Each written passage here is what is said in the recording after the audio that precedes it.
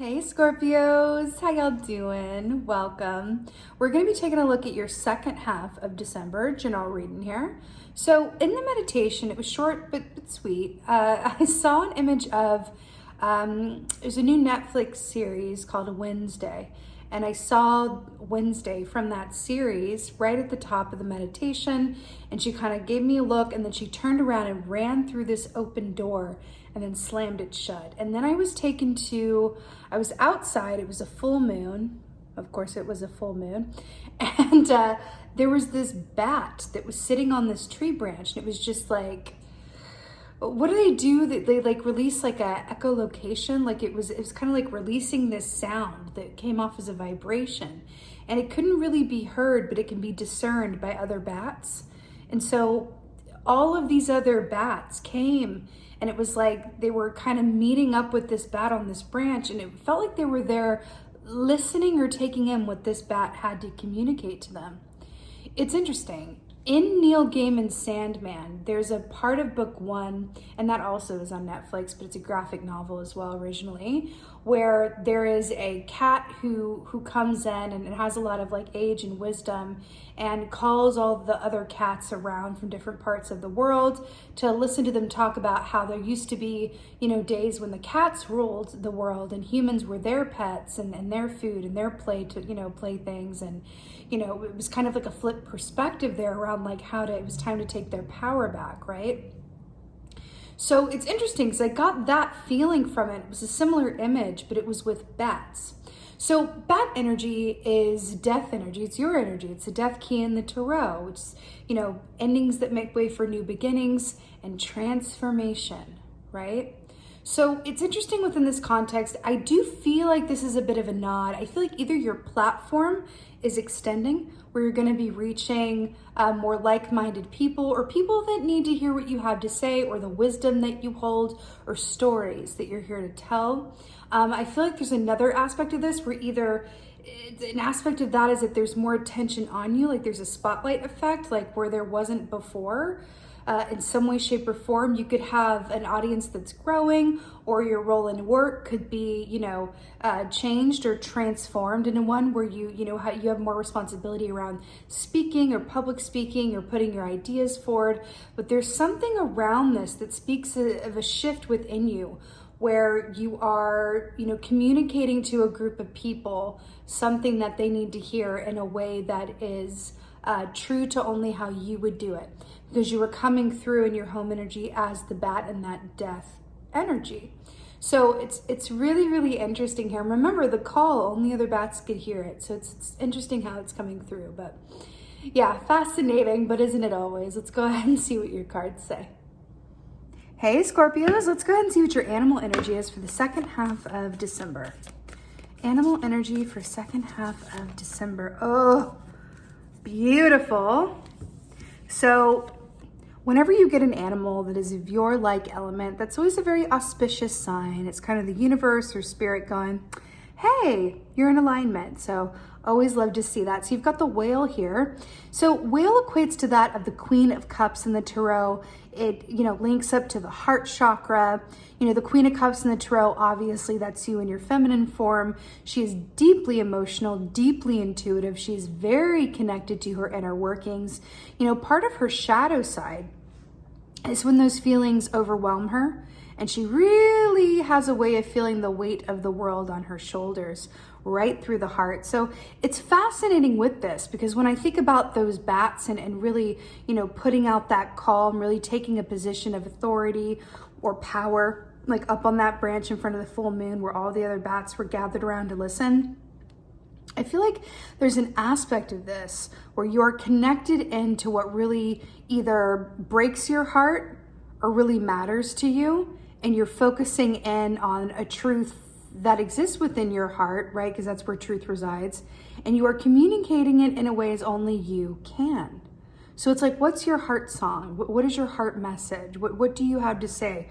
What is really going on with you from a, heart place? And how do you express that in the world in a way that it doesn't have to drown you, but you can do something with it. You know, I heard someone say once, and I don't know like who it was or in what format I heard this, but it always kind of stuck with me, which is that, you know, pay attention to what breaks your heart, because what breaks your heart is a clue as to what your soul's purpose is.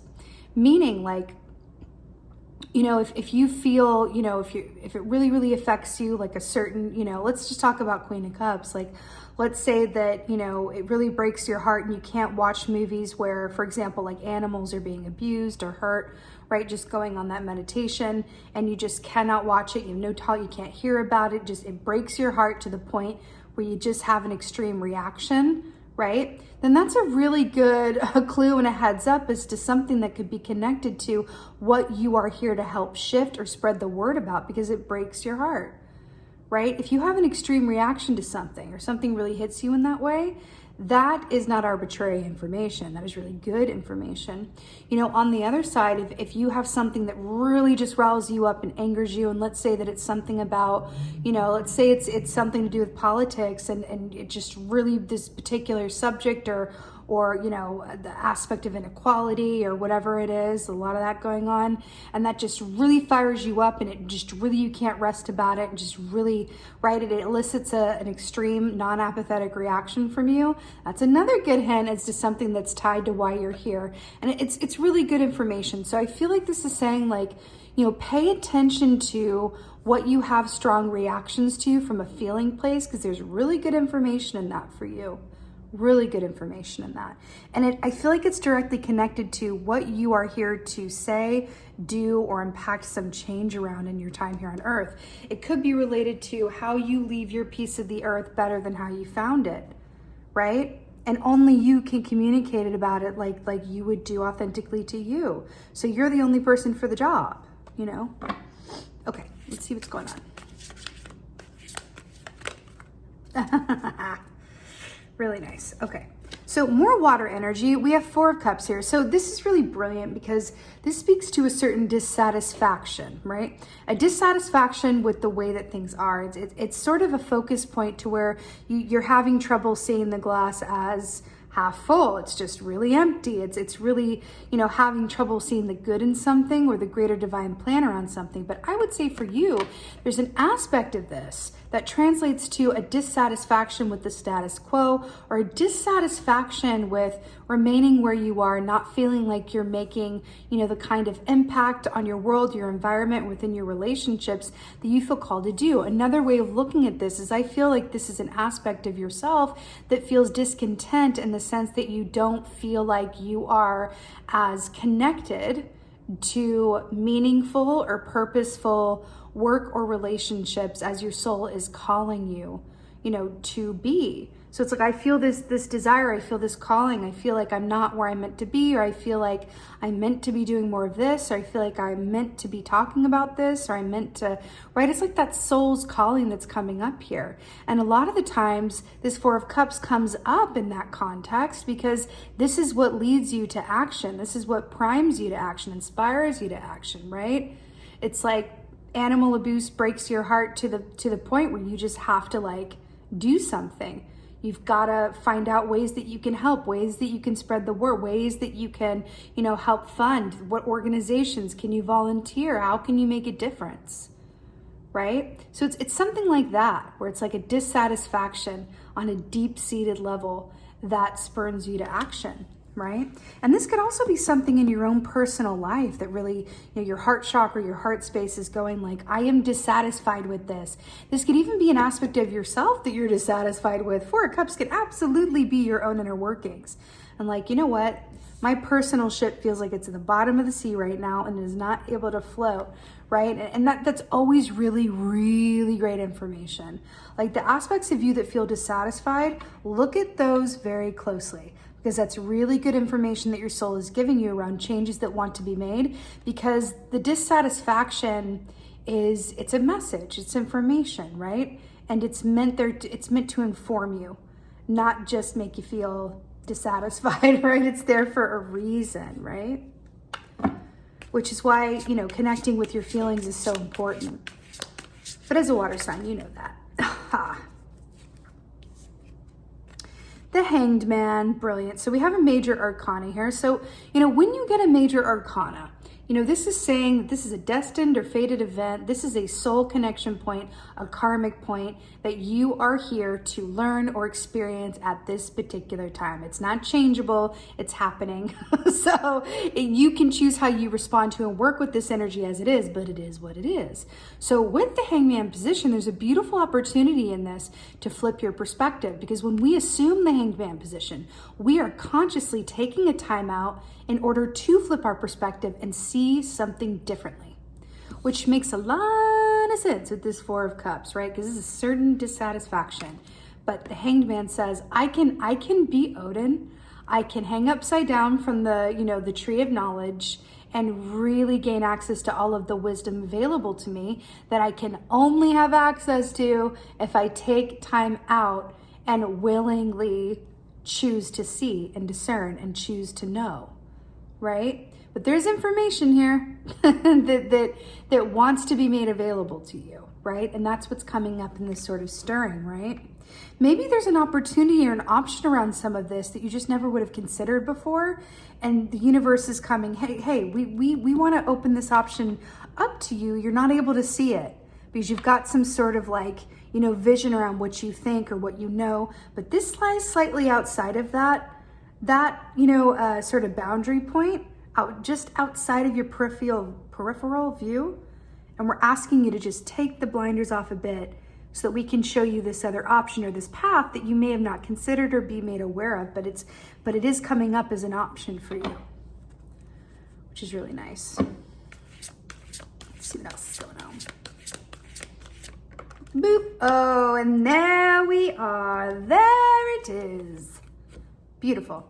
So we have the Chariot here at this beautiful orca energy. I love this. I love it when it's like the ABC and the 1, 2, 3s of it all, because it's like, feeling that sense of dissatisfaction or listlessness and really allowing it to inform you, assuming that hangman position and being willing to see or consider things that you may not have before. And then the Chariot doing so breaks open, removes the obstacles, and allows you full speed ahead, right? Now, what's fascinating about this Chariot, Cancerian energy, traditionally means assured victory, success, balanced, quick movement forward. All the obstructions are gone and it's clear sailing. You are speeding down the freeway and feeling really excited about where you're going. It's movement. Now, what's also brilliant about this is that it is orca, so it's water energy along with that Cancerian energy. It's a lot of water here. But orca medicine, like the tagline for orca medicine, is navigate with purpose. And it's really interesting that that's the tagline for orca medicine. And we've been talking about, isn't that part of like how bats operate with the echo? Let me know in the comments if you know about bats like that. But like in terms of like the echolocation or how they work, and even whales, I think there's an aspect of that. And with orcas, how they move as a pod, like there's a certain collective consciousness within that. So I'm getting that as well.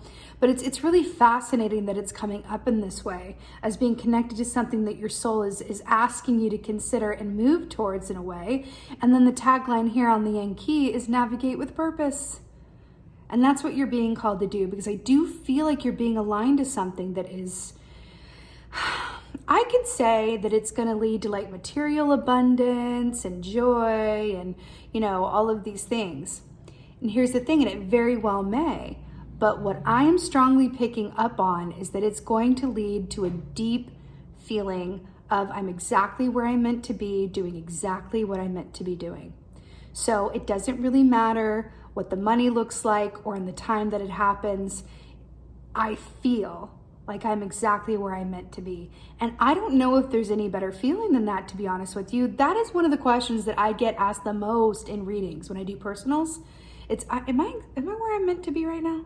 Like there's always this question of like, did I go askew? Like at some point, did I take the wrong road? Did I get like popped off the road? Is that why these tower moments are happening?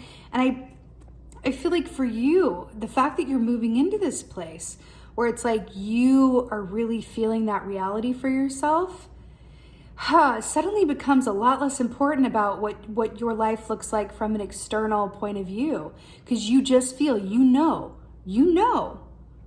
You're doing what you're here to do. And so when you're aligned with your soul purpose in that way, things tend to come together for you and doors tend to open that never would have opened for you otherwise. But it's like a gift. It's like, oop, boop, they got it right. Ding, ding, ding, ding, ding. Like in this school of life, they've aligned to something that they came here to do. They figured it out. They're moving in that direction. Let's open these doors and create these realities as a natural response to you aligning with your path. It's really beautiful how this works. I've seen it happen many times. So I love that you're getting this in this, last position here. Let's get some advice. Oh my God, I love this so much. Okay. So we have Four of Swords as your advice. Now, what's really fascinating about this is that traditionally speaking, Four of Swords is like really powering down and taking some time in stillness, right? It's similar to the Hanged Man, but it's more it's more about allowing oneself to be completely receptive to anything that wants to come up as a result of just powering down. Meaning the Hanged Man is a bit more active. It's like I am assuming the Hanged Man position and I am open to the questions and I'm here and available. Four of Swords is like, I understand that everything has its own timing. I need to rest and recuperate and recharge. I need to power down and get my energy back and get my soul right and heal my heart and free my mind and calm my body. And that's what I need to do right now, because there's a certain level of when this comes up as your advice that there are parts of you that feel tired and weary and maybe even soul weary. And you're being asked, I feel like part of this is like, well, yeah, it might be that way in part because, the energies have been very extreme for years now, but there's also an aspect of this that says, like, perhaps you've been on a path or dealing with certain major soul lessons or karmic lessons that you need to recharge from so that you can come up out of this energy when it's the time, possibly, going into the new year, that you have all of the, rest and recharge and energy that you need. But this feels like a weariness and a tiredness. You're being asked to just be still and allow yourself to heal and recover and recuperate, especially as it extends to your mind and what's going on there. Just be at rest. Be at rest. Because the time is going to come for all this energy, but I feel like we're looking at aspects of this that are holding hands with you recharging and healing and recuperating, because this is going to require, it's fabulous, but it is going to require a certain amount of energy and faith and direction, right? So you're being asked to really set yourself up for success around that and allow yourself to power all the way down, right? You wouldn't unplug a phone before it's fully charged if you knew that, you're going to need all of your battery power, right? So I feel like that's coming up for you in this way. There's also an aspect of like this creepy guy who's like, I don't know if he's trying to wake her or trying to do the most while she's sleeping, but there's something about this. I feel like there's an aspect of you that's a bit like, I feel like for a group of you, there might be feelings around, do I deserve to rest, or can I really rest? What will happen if I do rest? And I'm really hearing with this, just, it's amazing the things that we create in order to avoid just truly being still and allowing ourselves to do nothing.